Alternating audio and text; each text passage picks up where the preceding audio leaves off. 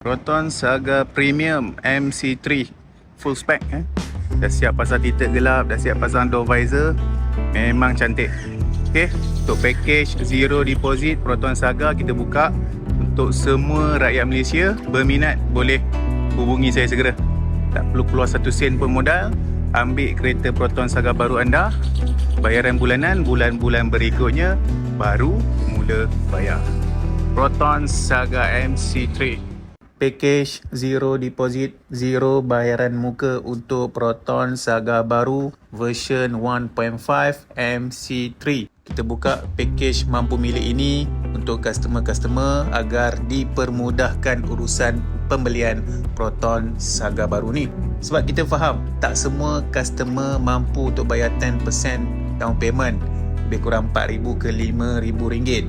Jadi kita pemudahkan urusan package kosong deposit, kosong bayaran muka, customer tak perlu bayar apa-apa down payment pun, loan approve, sign, ambil kereta. Itu untung dia untuk package mampu milik Proton Saga MC3 ni.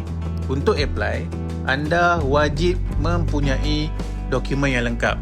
First, IC. Yang kedua, lesen memandu, lesen kereta. Lesen motor tak boleh. Yang ketiga, slip gaji. Dan yang keempat, bank statement. Gaji cash tak boleh. Gaji mesti masuk bank. InsyaAllah boleh. Proton Saga MC3 version terkini ni mempunyai 3 pilihan spek. Bermula dengan Proton Saga Standard 1.5 Auto. Yang kedua, Proton Saga Executive 1.5 Auto. Dan yang full spec, Proton Saga Premium 1.5 CVT Auto. Ketiga-tiga spek ni kita buka package mampu milik ni. Zero deposit, zero bayaran muka. Anda ambil kereta anda hari ni, tak perlu bayar apa-apa deposit ataupun down payment. Bayaran bulanan, bulan-bulan berikutnya baru start bayar. Itu bestnya untuk package kereta Proton Saga MC3 mampu milik ni. Untuk anda yang berminat, boleh terus hubungi saya. Si attach ini business card saya, boleh screenshot, boleh terus PM saya ataupun WhatsApp saya ataupun boleh call.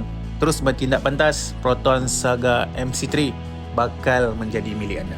Assalamualaikum. Saga, jom beli Proton Saga. Boleh bawa mak ayah atau nenek sepupu.